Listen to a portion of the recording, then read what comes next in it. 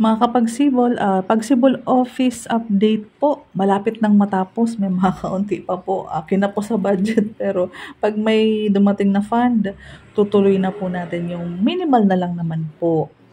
So ganito po naging itsura ng ating office since kabilang bahay ay bahay na, ito po ay magiging open space lang para sa mga motor.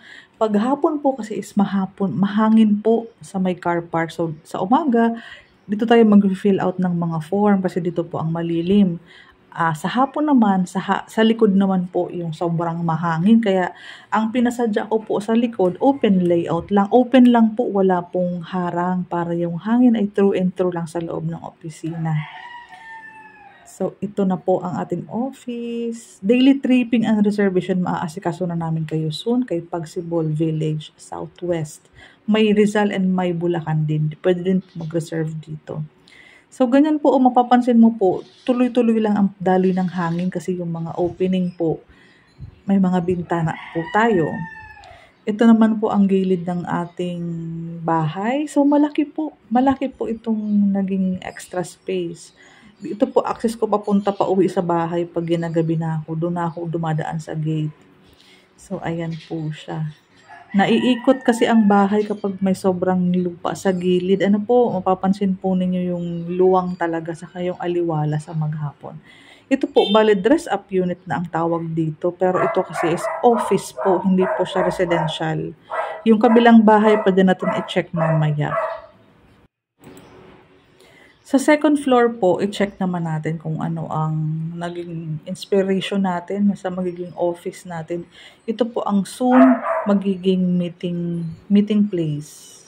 Ayan po. Ito may pailaw tayo dito. High ceiling po yan, oh. Ito po, walang partitions pero may division lang. Isang malaking bulwagan lang po ito. So, sliding windows na lang po and pintura ang kulang. Hindi na po nagpalagay ng partitions para pag may meeting, pag may get together, malaki ang space sa second floor. Ayan po siya. Supposedly, provision for 2 bedrooms po siya. Pag covered na yung kapitbahay mo, ganun siya, oh. Tapos ikaw open space. Pag nagpa-cover ka at cover na din si kapitbahay, ayan. Hindi na po maingay pag mga nako-cover na po ang mga excess lot ng mga kapitbahay. So, nakapagpa-skim coating na po kami for pintura na lang po. Budget for sliding windows na lang po. Ayan. Unti-unti na lang. Vinyl tiles or kahit tiles pag may budget, depende po sa darating na fund. Ang good news dyan, April, May hanggang January, tuloy-tuloy po ang benta natin kay Pagsibol Village Southwest.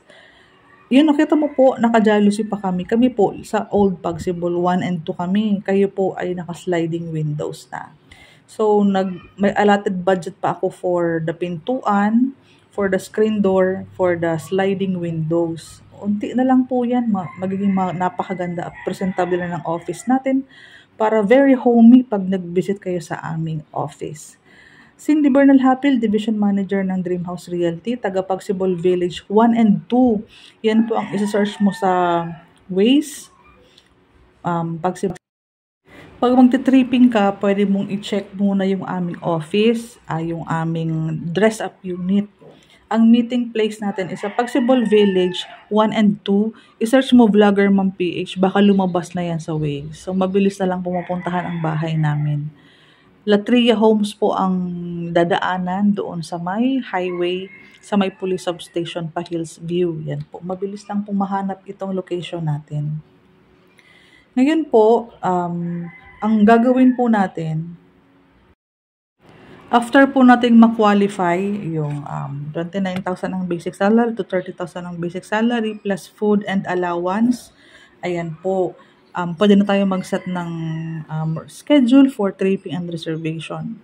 Tripping muna, pero pwede ka na pong mag-ready ng mga payslip, ID, in the event na magustuhan mo ang location, ang project, at makapag-decide ka on the same day, pwede ka na mag-fill out ng form sa ating office para hindi ka na babalik. In the event na hindi mo magustuhan ang Pagsibol Village, okay lang, huwag kang ma-pressure. Huwag mong ilalabas ang mga requirements. Isabi mo po ako sa akin, maging open ka po na maghanap tayo ng ibang project, preferred namin yung ganito. Basta pasok sa salary required mo, may mga project pa kami sa unahan sa may parting Malainin, sa may parting Malainin Luma, Sitio Manami, Leora Homes, basta pasok ang salary mo dyan sa mga project na yan, pwede din po.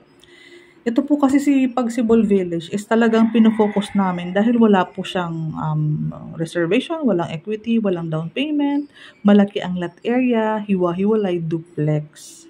Para po before mo po ma-check yung mga townhouse, i-feel mo po kung ano po ang magiging pagkakaiba kapag ang bahay mo ay duplex, may extra lot, may car park, i-compare po natin sa ibang project. Although lahat naman ng project ay hawak namin, ako pa din naman po ang magiging agent mo, ako ang mag-aasikaso ng mga reservation mo sa other project. Meron kaming Imus, Gentry, Tansa, Naik, Trece, Dasmariñas, Bacoor. Meron tayong mga project dyan. So, ayan po. Basta po malalaman ko ang basic salary kasama ang fixed allowance, pwede ko po kayong hanapan ng mga ibang project. Pero at the moment po, nakafocus kami kay Pagsibol Village dahil mas marami po ang aming mga nagiging buyer dahil nga po sa ino-offer nilang walang cash out na malaki, RFO this year. So kung ano po ang mga hinahanap na bahay ni buyer, yun lang din naman po ang ino-offer namin. Kami po ay nag-o-offer lamang ng mga project. Pag nagustuhan ni buyer, saka namin ako close deal. Huwag kayong mag-alala kapag nagdadalawang isip kayo, maging open po kayo sa agent. Kasi ang mga agent naman ay nakadepende lang po kami sa mga buyer. Nagpe-present lang po kami ng mga bahay na ino-offer namin. Ang mahalaga, masaya ka at komportable ka sa magiging bahay mo. Yun po ang pinaka-priority naming mga agent. Yung makatulong po na mahanap mo ang dream house po ninyo. Maraming salamat. Keep in touch.